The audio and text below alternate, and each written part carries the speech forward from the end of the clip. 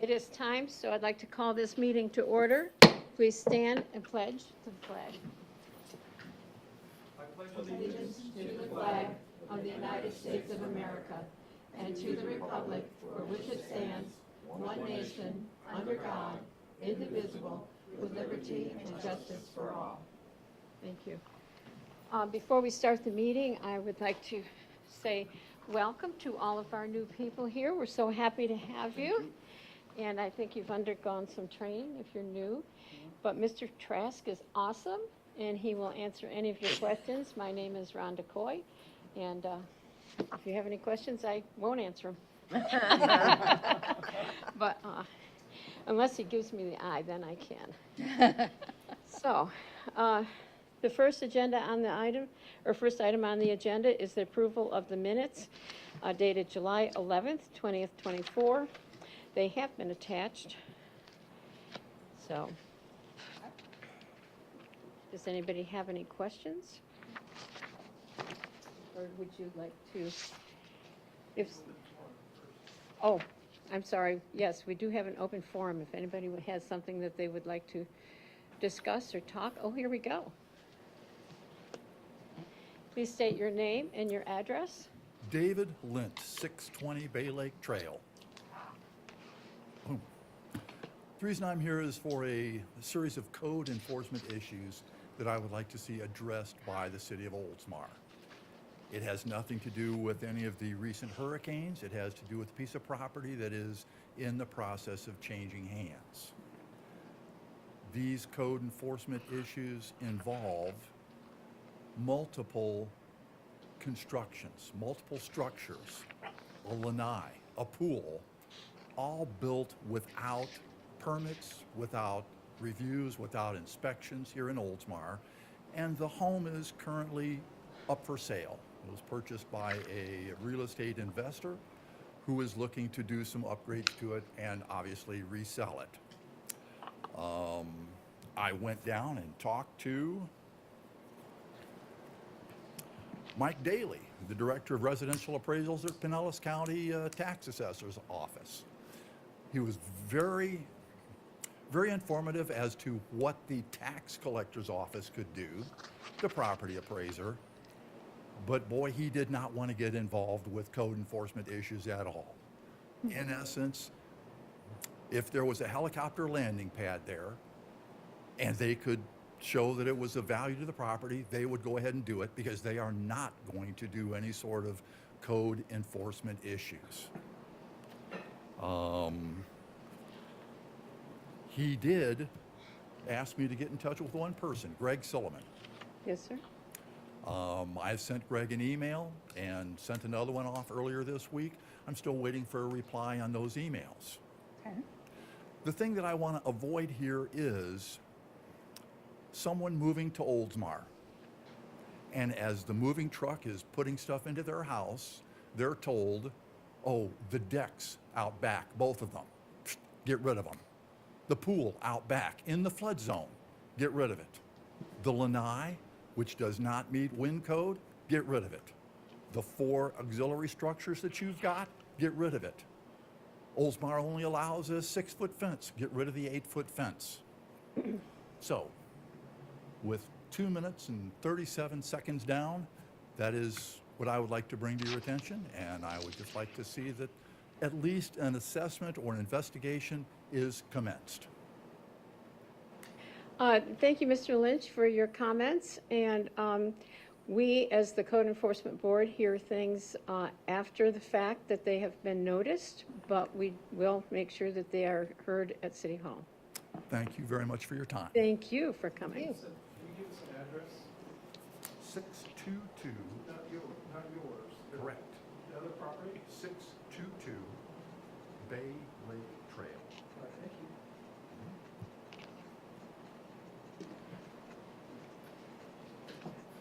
Anybody else who would like to address the forum? All right, hearing none, we will go to the approval of the minutes. They are attached. They're from July 11th, 2024.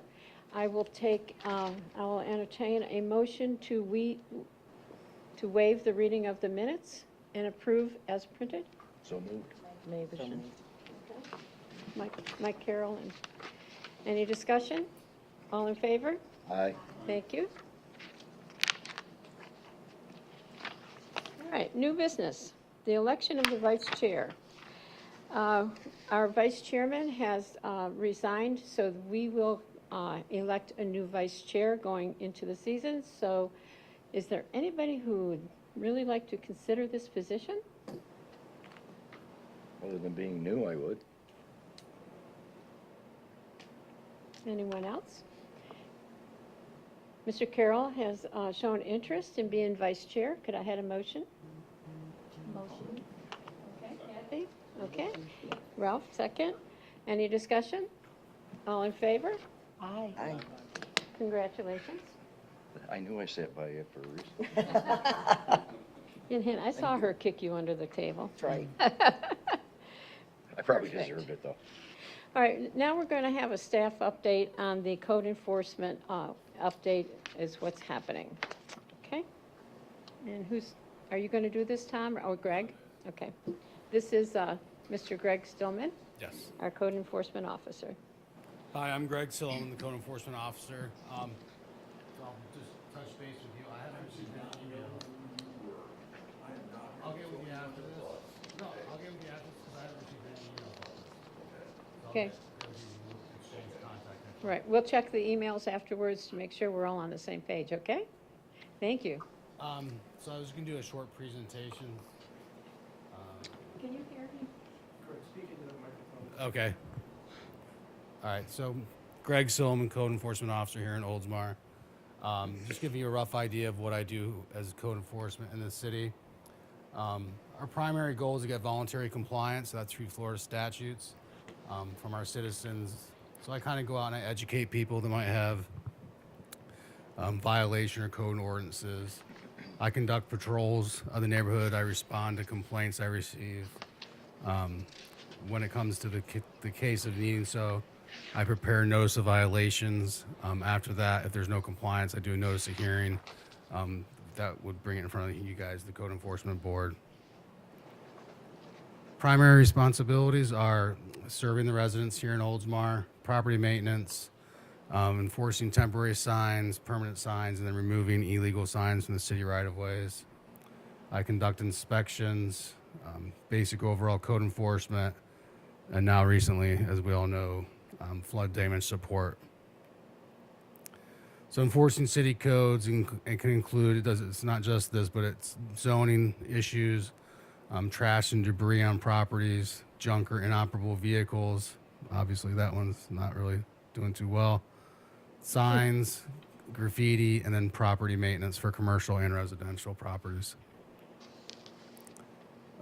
Grass and trash cleanup from residential and commercial lots. So our city codes is 12 inches or more. It's in violation, which is pretty high grass. And then accumulation of trash, junk and debris, whether it be on commercial sites like outside the dumpsters, in the back, or on residential properties. Inoperable vehicles. So all the vehicles in the city of Oldsmar need to be operational. So they can't be dismantled, and they also have to have a current tag on them. These two vehicles are obviously a little bit inoperable. If the car looks operational and appears to be operational, it can have a car cover in the driveway, or if it's not operational, it can be stored in the garage. So some of the sign enforcement, so temporary signs, and the top one here is a realtor sign. Then there's other temporary signs that are allowed similar to those. And then illegal right-of-way signs, like we've all seen the junk removal and pressure washing signs. So this is more property maintenance on like residential. So dirty, unkept pools, which are unsafe conditions, and debris removal from people's personal collections of stuff. Some of the inspections I do, driveway inspections, so new driveways, driveway replacements. I do landscape inspections on new landscapes for new developments, whether commercial or residential, and then fence inspections. Stop work orders in general, so any work being done without a permit If we get a complaint or I see it being done, we go to, you can see like there's obviously interior work at this site. I'd post a stop work order, which then makes them have to go get the required permits for that job. Just another example of like commercial trash, the dumpster's overfilled and graffiti in the park. So the code enforcement process is I either receive the complaint or I pick it up on a patrol and I conduct an initial inspection of the site.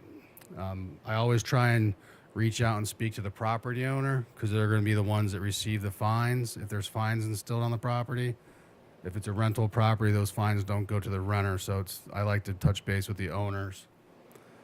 So if I can't talk to them in person, I'll leave an informational notice or letter on the door.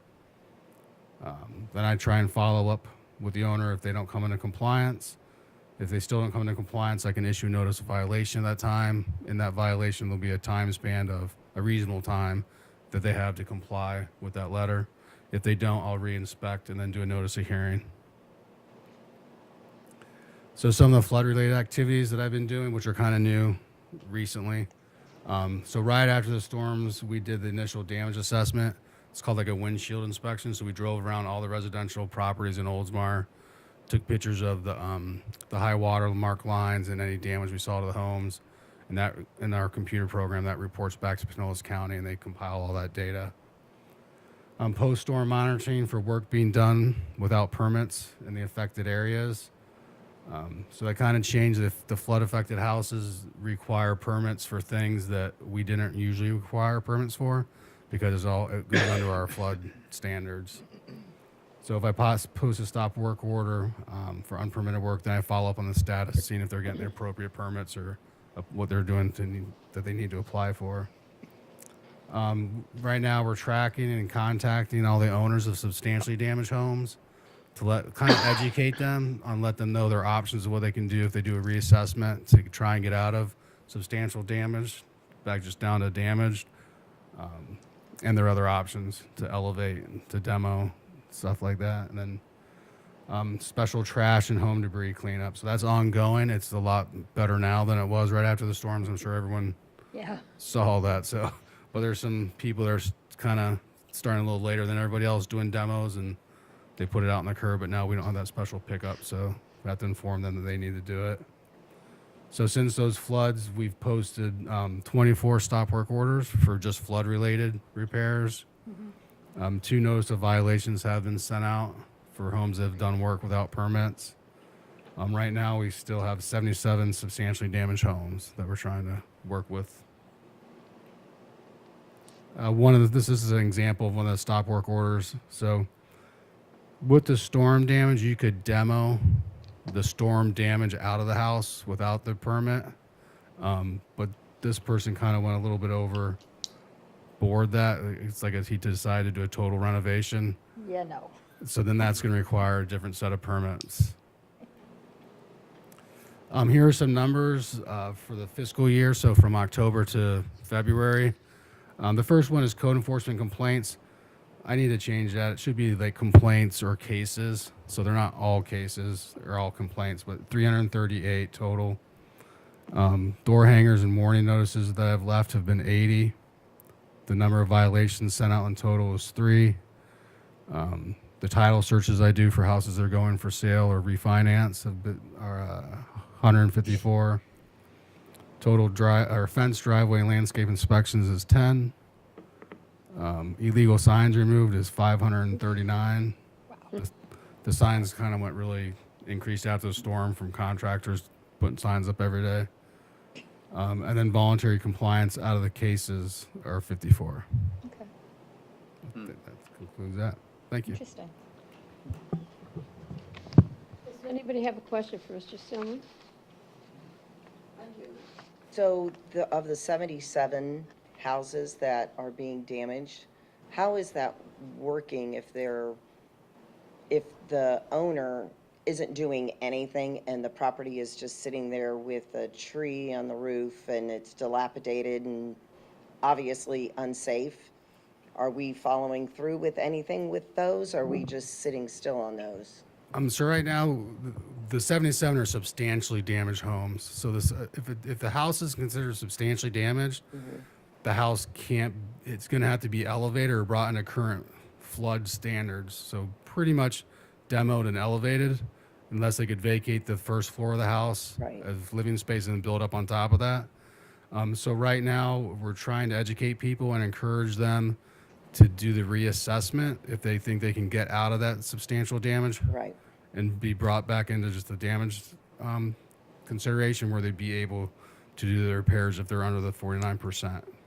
Well, if it's a house that wasn't flooded and there's other damage, like a tree fell on it, and it doesn't have to be raised because of that 50% rule, and they're within that, I mean, I don't know if this particular home that I have in my mind falls in that category where it needs to be raised because it didn't flood, from what I know.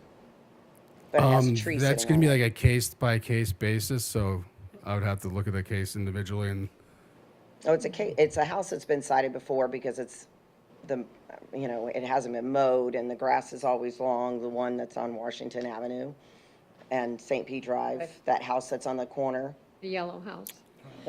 okay. So, I mean, that's specifically one that I have in mind because I know it sits there and people ask me about it all the time. And I said, now it's damaged from the storm and I'm sure that they're making exceptions for certain things, but I don't know what what you guys are doing about those. So that is part of the Washington Park project. Right, So I did finally get them to mow, and then they mowed the right of way and most of the lot in the back. right. They maintain where the two townhomes are. Now I'm pursuing. They're starting to cut up the tree that has fallen. Okay, so they are starting to work on They that started then. doing that. They Okay, still need to clean up the debris piles. okay, And the demo of that house is down the road. Yes. okay, so that's in the process. Yes. Okay, But great. until the house is demoed, it still should be in code. It could be a code violation. Yes. So if it's a recurring, is there a reason why we don't recite them if it's a recurring? Because the grass is about 3 feet high at this point, I think. And I know we've cited them before and they went out. Remember from one of our meetings, you had said you contacted them and they went out and they mowed the lawn and it looked a lot different, but I don't think that they've mowed it or done anything since. So how do we make sure, because it's a recurring violation, they should at least mow it and take care of that corner area, not just the area behind it where the townhomes are, but right there on their corner to make it look a little less in Well, like I disarray. said, I'm working with the property manager gentleman Okay, right now and getting that maintained on a regular basis. okay. Because I'm just saying, it's been like that for 6 months, so, Right, but okay. If I do a notice of violation and it comes to the board and you fine them, say the max $250 a day, right, but they just don't do anything, it doesn't get the problem resolved. The grass just keeps growing. right, If they don't care, the fines just build up, and then right, at that point we could do an abatement. right, But then we're paying out of pocket to do that. So that's why I said the key is to get voluntary compliance. So if we can get that property manager and the owners to comply with us, that's our goal. okay. Kind of on a follow-up on that, going back to, I don't know, it was 3-4 slides ago, you said that you give the homeowner time. Is there a 30, 60, 90-day requirement that we would send letters or, and then go to the attorney? or how It's does that work? reasonable time. So it'd be what you deem reasonable. There's some municipalities that might have set timelines or standard operating procedures. We don't. So we don't have That's the set timelines. Okay, thank you. You're welcome. Anything else? Thank you. All right. Speak with us today? Yeah. Mr. Trask, did you have anything? If no one has anything further, the next meeting is scheduled for the first Thursday of April. Okay. At 4 o'clock in the afternoon, and I will take a motion to adjourn. So moved. Second? All in favor? Aye. There you go. Done. Thank you.